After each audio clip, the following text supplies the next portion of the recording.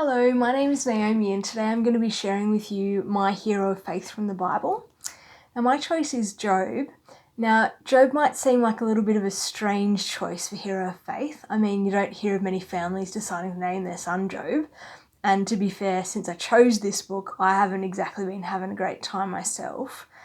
But the reason that I chose Job is he was an example of someone who is faithful to God despite his suffering. I don't think Job's expectation was necessarily that he'd be blessed in this lifetime for his faithfulness, but incidentally he was. I took away 3 key lessons from Job's journey of faith. The first one that you might be able to relate to, with Job and his friends asking that age-old question of, why me? And you might have had a similar feeling of what Job might have felt about, why have you abandoned me, God? I think it's really helpful to consider the length of the book of Job. It's not a quick read. It goes for 42 chapters, so it wasn't a quick experience for us to read. It certainly wasn't a quick experience for Job.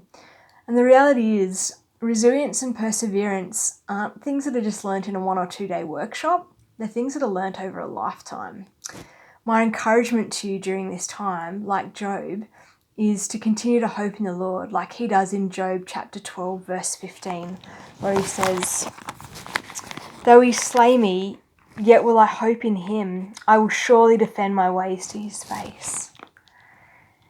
Apart from Jesus, no one else suffered in the Bible as much as Job did. And despite this, he remained faithful to God. Job clearly understood who was his maker and who had the actual power.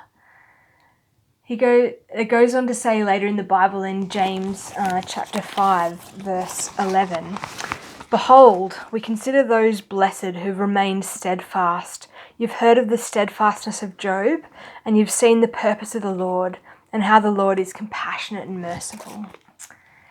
The second lesson was to do with the doubt and the doubters. Despite Job's strength of faithfulness and steadfastness, he, like us, might sometimes be tempted to listen to the doubters and want to find some kind of tangible explanation for the suffering. The reality is, though, that there isn't often a clear connection between suffering.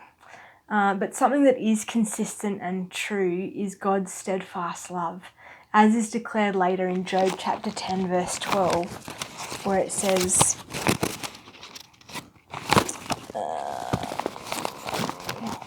"You have granted me life and steadfast in love, and your care preserved my spirit." So part of the good news of the book of Job is that just because things were bad for a period of time, it didn't stay bad. The point of this story, though, isn't to come away just thinking, oh, if I just persevere long enough, then I'll get a victorious, glorious win and be repaid for all that hardship. We all just know that that isn't true. But the payout isn't a cop-out, though. It's actually one of eternal salvation and peace, worshipping our amazing Lord. And so instead, Job went on a journey of pain that was finally realised in that last chapter, where Job admitted to God that even though his ears had heard, now his eyes had seen. And this is a statement of humility and submission.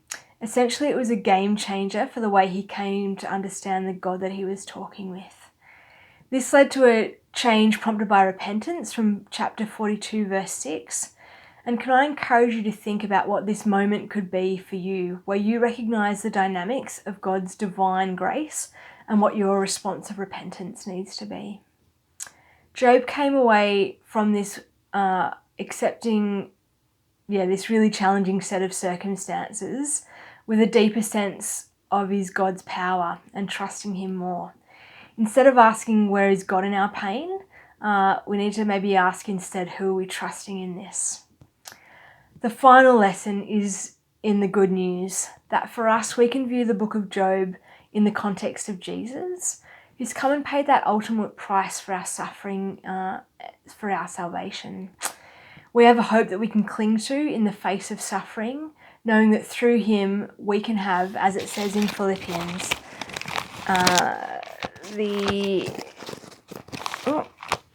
the peace of God, which surpasses all understanding, with our hearts being guarded in Jesus Christ. That's from Philippians 4, verse 7. So I pray for blessings upon you, that you find that hope and that peace that transcends all understanding that you can have through a relationship with Jesus. See you.